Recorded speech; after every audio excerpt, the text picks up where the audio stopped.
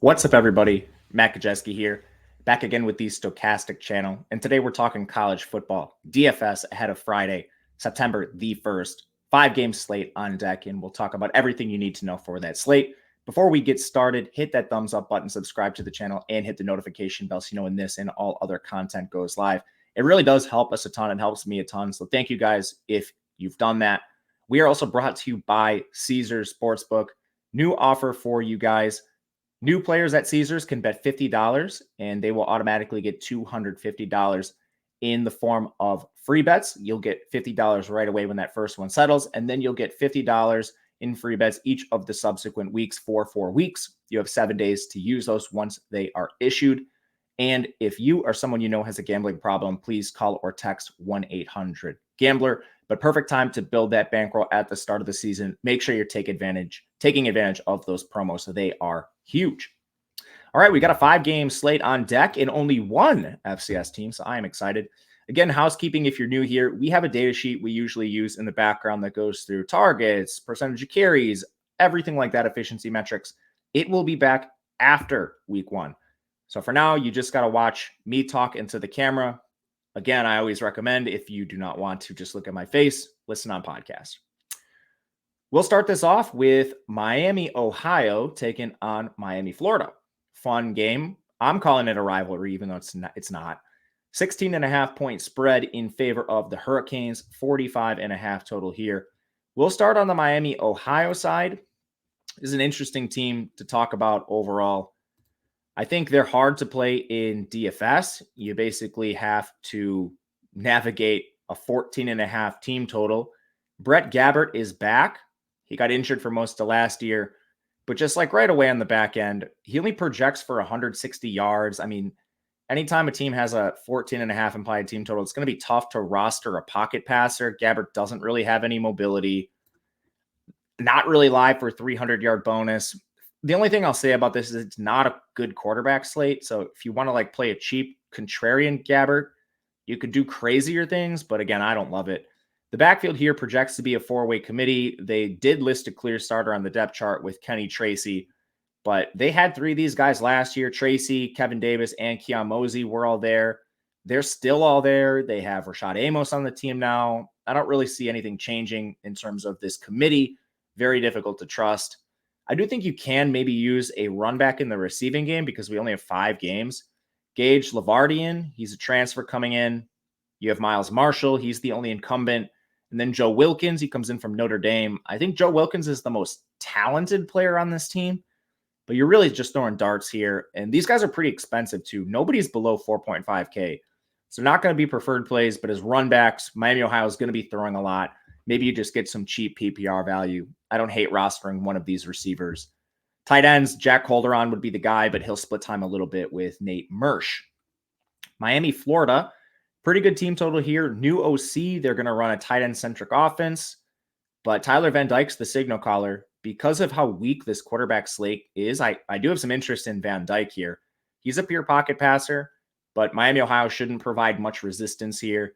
As long as he's healthy and out there airing it out, I think there is some merit to playing a middling price Van Dyke at 7,600 on DraftKings.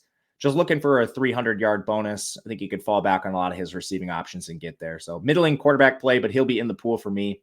Running back, I'm definitely going to be playing Henry Parrish, the former Ole Miss carrier. He is going to lead this backfield as he did last year, over 130 carries for Henry Parrish. Not really going to meet any resistance. I think the only worry is that you do see freshmen Mark Fletcher and Donald Chaney.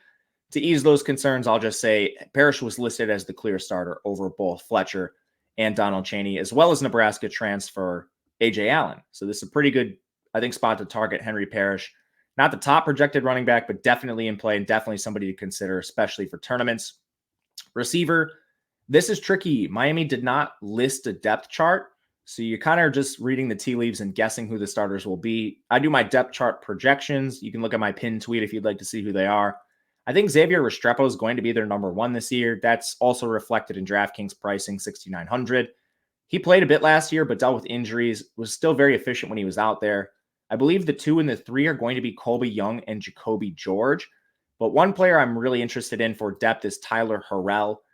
Barely played last year with Alabama, got hurt before camp, but premier field stretching option with Louisville prior to that. He's been having a good camp, and I wouldn't be surprised if he beats out like a Jacoby George or a Colby Young. So he's kind of one of the players in the depths at the Stone Min that I have my eye on, and I'm going to be throwing some darts on him in tournaments, but definitely going to be rostering most of these Miami players. They just have an enormous team total for the context of this slate. It's actually the second highest behind only Kansas. Going to our next game, Central Michigan takes on Michigan State. 14-point spread in favor of the Spartans, 45 total overall. Central Michigan, 15.5 implied team total, slightly better than Miami, Ohio, but still not very good. They listed co-starters at quarterback between Burt Emanuel, Jace Bauer. The stone worst situation we could have possibly imagined. Both of these guys have excellent mobility. Just playing time is a complete mess between them. I think we see both in the game. Team total is not high enough to play either of them. If I were taking a shot, it would be on Burt Emanuel. He's just electric on the ground. Averages over 7 yards per carry. Just nuts what he did last year in a very small sample. But until we get some clarity, very, very difficult for me to play. Backfield, I'm expecting a committee between Marion Lukes, Miles Bailey. They did add a Missouri transfer and BJ Harris. I think he's probably involved. That renders this all pretty dicey, especially with the dual threat signal callers. I don't think these backs catch a lot of passes. I'd rather turn elsewhere. Receiving game, again, I don't think they throw a lot. And their number one receiver, I will say, should be Jalen McGahee at 3,900. He's cheaper than 3 other listed receivers on this team. I think if you're going beyond him, it's probably one of the transfers like Stephen Bracey or Thomas Panunzio, but Panunzio was playing defensive back last year. He's making the switch back to receiver. We don't have a clear starting option here for this team. I think it's McGahee or pass at receiver. For Michigan State, this team also does not have a clear starting quarterback. I do think you can gain some leverage if you watch pregame for this team. Just because they don't have a clear listed starter doesn't mean one of these guys won't get 100% of the snaps. Tucker's just been very coy, and basically he said, our number one quarterback is going to be whoever runs out there first. So take that for what it's worth. I would rather see Caden Hauser play. He's a former 4-star. But Noah Kim does have good mobility. He's allegedly one of the faster guys on the team. The problem is both these guys are expensive, and Michigan State doesn't exactly have a monstrous team total. 29.5 is pretty good on this slate, but there's a lot of concerns here. I think it's going to be a run-heavy, slow game overall. But again, no one's going to play these Michigan State guys because of the competition. So if you play, say like Noah Kim runs out and starts this game and takes the first team reps, you swap him into your lineup late, you might be one of the only people that have him in a tournament or something like that. Running back Jalen Berger is back, led the team last year, woefully inefficient, so they predictably hit the portal, grabbed Nathan Carter from UConn and Jaron Mangum from USF. He's more of a scat back kick return guy, but I do think this becomes a 3-way committee. Been a 3-way committee in the past, notoriously prior to the Kenneth Walker years. They ran a nasty timeshare there. I don't think you want to target any of these guys. I would probably play Carter over Berger, just at price discount, and I think it's probably closer in terms of the split than people think. Receivers a disaster. Again, they lose Keon Coleman. I think your 3 projected starters are Trey Mosley, Monterie Foster, and Christian Fitzpatrick. Those are the guys that have the most reps and continuity with the system, but they did bring in Alante Brown from Nebraska. He's not really facing steep competition here. Like all those guys, Foster, Mosley, and Fitzpatrick are career underachievers. Brown was a pretty good recruit, played just like with a weird Scott Frost era at Nebraska. So maybe he beats them out. I think at 3K, he's worth a dart, similar to like the Harrell range of players, that mold, if you will. Malik Carr's their tight end, somewhat interesting to me. They're a little barren at that position. Won't be heavily invested, but going to take a couple shots with the cheaper guys, especially Alante Brown. This is just a feel thing. Michigan State also did not release a depth chart, so we do not have clarity here. Third game, we go to Louisville, Georgia Tech. No depth charts on either side. Louisville is the 7.5-point favorite. Total in the game is 49. A little bit low in my opinion. Louisville's moving to the air raid offense. They have the Braum brothers coming in, and they add Jack Plummer in the transfer portal. The problem with Plummer is he's not mobile. He's actually a negative in terms of his mobility. So you need to get there through the air, but we saw the situation last year with Aiden O'Connell. It's very likely, in certain matchups especially, that he will get there and get you a 300-yard bonus. So don't X out Plummer. I think on a weak quarterback slate like we have here, He's definitely in play. The problem is the total in the game is really low. Typically, Purdue last year, you'd see their totals around like 55 to 60 points. This is at 49, which leaves a lot to be desired. I'd rather play other signal callers, but I'm not Xing out Plummer. The run game, I think Jawar Jordan is just fine here. Should split time somewhat with Maurice Turner and potentially Isaac Guerrero, the Wisconsin transfer. But on the depth chart, my projected depth chart at least, again, they didn't release one. I'm expecting Jordan 1, Turner 2. And Jordan played well last year. Under Malik Cunningham, they didn't throw a ton to running backs. So I think maybe you do see more pass catching just with a new signal caller, a pocket passer, and Jack Plummer. Plus, matchup here, I don't think is particularly difficult. You're still a touchdown favorite. So Jordan's in play. Turner, I think, is very interesting as a GPP dart at 4,500. We'll be mixing him in. Receivers, it's air raid. So I think we do want to take some shots with these receivers. I agree with DraftKings pricing that Jamari Thrash is the number one, the Georgia State transfer. The guy had over 1,000 yards receiving last year. He doesn't have a ton of competition. They basically cleaned house aside from Amari Huggins-Bruce. So I, again, would agree with DraftKings as the wide receiver too. I'm not sure the pricing gap should be as wide as it is. We have an $800 difference here. I think they should be a little closer, but I'll be playing both. And they did list Chris Bell as their wide receiver 3. He is 3,700. He comes in cheaper than both Jaden Thompson and Jimmy Callaway. I think you definitely want to take some shots down here with Chris Bell. Even Kevin Coleman, the Jackson State transfer, has some interest. He was listed as a co-starter. So stone minimum, I think you could play him as well. That would be Chris Bell and Kevin Coleman as your GPP cheap options for this team. Georgia Tech, the underdog, they moved to Haynes King at quarterback. I think Haynes King is playable. He has some rushing equity, projects for about 20 yards on the ground for us. This guy did not have any favors done for him at his previous program at Texas A&M. He'll now be playing with a pretty decent receiving core made through transfers. I have some questions about it, which we'll get into. But with Haynes King, you just have to know it. He doesn't have great efficiency metrics. I don't think this offense is going to be up-tempo or pass-heavy or anything like that. But at 6,200 on a slate, void of strong quarterback options, I think he is priced pretty well and priced to play here. So I'm going to be using some King.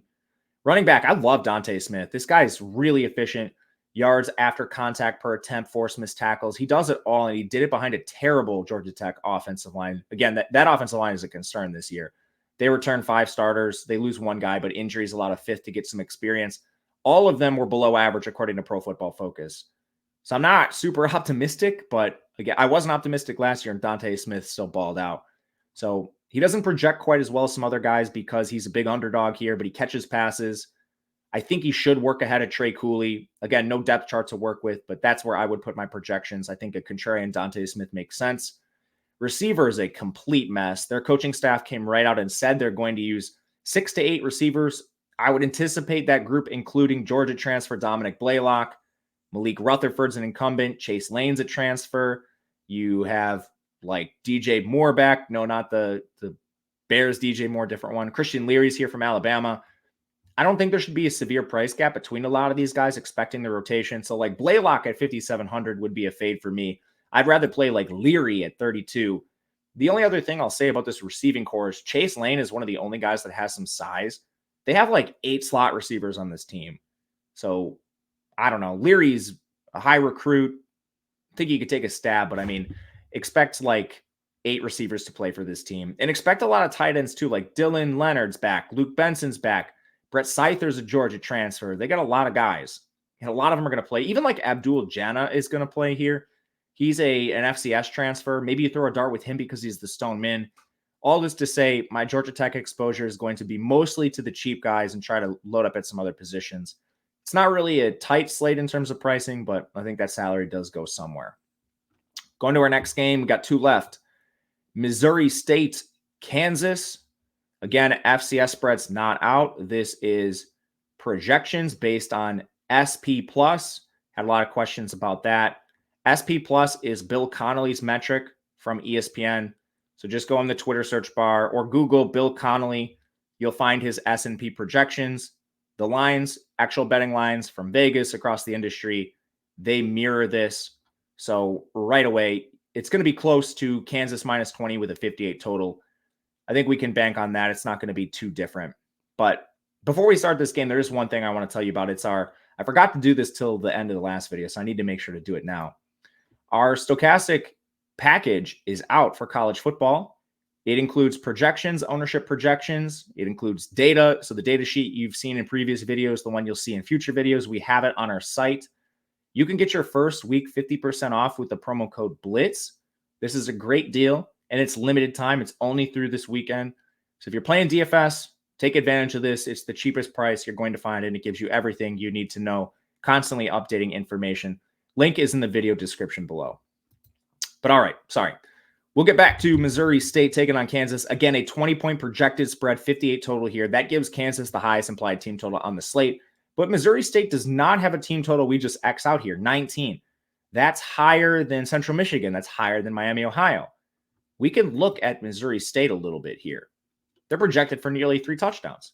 Anyway, they do have a quarterback battle on their hands. Jacob Clark and Jordan Peuchot, not sure, don't know him.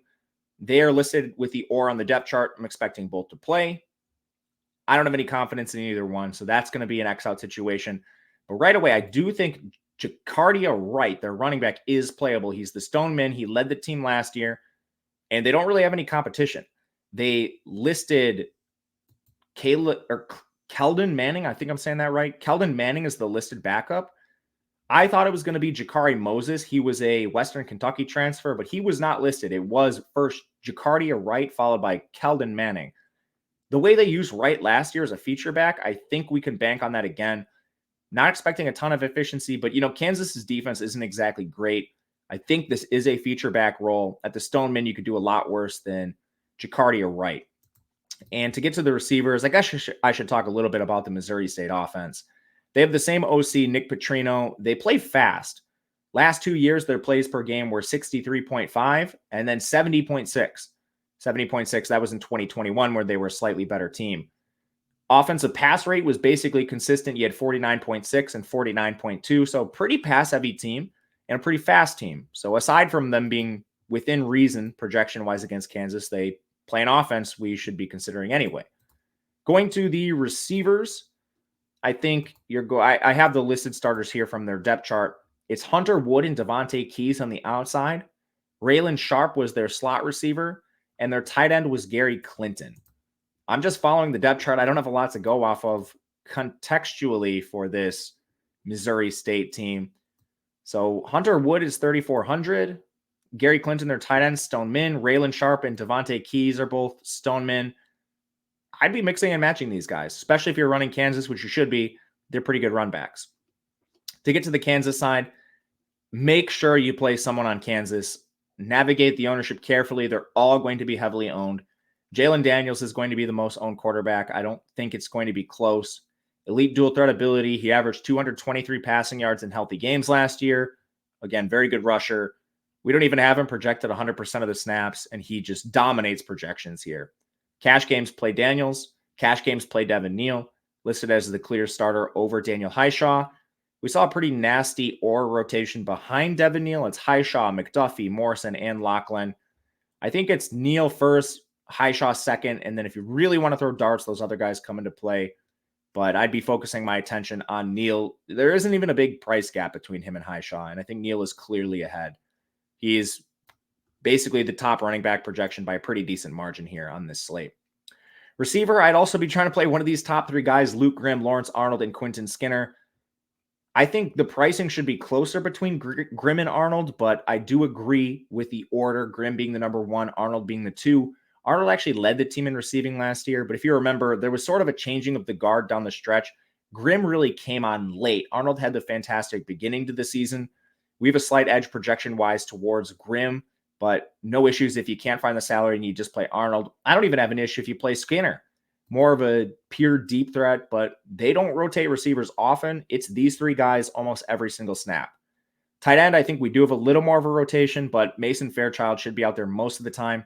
He is a good projection too. So at 3,800, if you just want to go all the way down to the tight end, I think he's the least owned and maybe the most interesting way to navigate Kansas. For GPPs, that is. Last game, Stanford, Hawaii. This game is the second best total, 57.5, a 3.5 point spread in favor of Stanford, which I do not agree with, but maybe that's a little bit of an overreaction based on Hawaii from week 1. Hawaii isn't a short week, so worth noting here. Stanford listed 3 starters with the or designation: Justin Lamson, Ashton Daniels, Ari Patu. No real feel on who's going to win this job. Patu's the cheapest. You might just be taking a 0 if you play him, so I'm probably not going to play any Stanford. Backfield, EJ Smith, Casey Filkins were listed as co-starters. They also included Cedric Irving and Ryan Butler in this. I don't think that's the case. I think this is a little bit of gamesmanship from Stanford. I'm expecting EJ Smith and Filkins to be a committee with EJ Smith leading it. You could throw a dart here. They pass to the running backs a fair amount, but I don't love it. Other places are a little bit easier to get to. Pass game, I think Jurasic is their number 1. He was the only player, skill position player, without the or designation on the depth chart. He's also relatively inexpensive at 3,800. He doesn't really play tight end. He lines up in the slot a ton, so I think you could play Jurasic. John Humphreys would be the other guy I get to. He was listed with the or designation, but he's their clear top returning receiver. I think it's skewed in his direction. The other players with the or tag at receiver were Tiger Bachmeier, Mudia Rubin, Jason Rains, and Eric Ayamanar. All those guys, and Bryce Farrell, excuse me. All those guys just dart throws. 6 co-starters at receiver. I don't know who plays the most out of them. My guess is it's John Humphreys. Again, I'll just probably play Jurasic instead. And then to get to Hawaii. We don't know if Pinocchio is going to play, but I'm not sure it matters a ton. They're going to run 4 wide a lot of the time. Braden Schrager has no mobility, but man, he had a great showing, over 300 yards passing in that first game. Hawaii's pass rate is going to be heavy. It's going to be an up-tempo team in that run and shoot. You can play Schrager for sure. Running back Tylan Hines, I'm going to buy low on him. Left their first game with cramps. Still outsnapped Landon Sims 26-24. Good pass catcher. Had terrible efficiency in week 1. Think the cramps had something to do with that. He was extremely efficient last year, over 6 yards per carry. He's not big, so he's not going to handle a full workload. He's never going to be Kenneth Walker for your team or anything like that, but I do think he runs ahead of Landon Sims again here. Both of these guys, good options. Landon Sims is really cheap at 3,400, and I think he earned himself a little bit of a role here. Receiver, Stephen McBride, Pofeli Ashlock were the clear 1-2. McBride outsnapped Ashlock 56-42, but we still saw Ashlock lead the team in receiving. Not reading too much into that. I think these are just the clear top 2 options here. McBride narrowly outprojects Ashlock. Price adjusted, Ashlock comes in a little ahead. I'd be trying to play one of these 2. You had Chucky Hines as the wide receiver 3. He narrowly outsnapped Alex Perry, who narrowly outsnapped Nick Knackle. I think all 3 are fine for GPPs. I think Chucky Hines is the best guy, but Perry and Knackle definitely a different price area. If you're going down to one of those really cheap guys, I'd probably just play Grayson Morgan, their tight end. He played a ton. He was the only tight end that got snaps on this team. Now, they run 4 wide a decent amount of the time, so he doesn't have like 100% snap share, but Grayson Morgan, man, he played a ton. You can definitely get to him at 3,400. That'll do it for us. Hopefully that was pretty clear on the plays I'm targeting on this slate. If you have questions, leave a comment below or reach out to me on Twitter. I'm at Matt_Gajewski. Again, take advantage of those Caesars promo. Take advantage of our promo, 50% off your first week, the Stochastic College Football DFS package. The links are in the video description below. We'll be back tomorrow for the main slate, Sunday for another 3-game slate, as well as Monday for the showdown.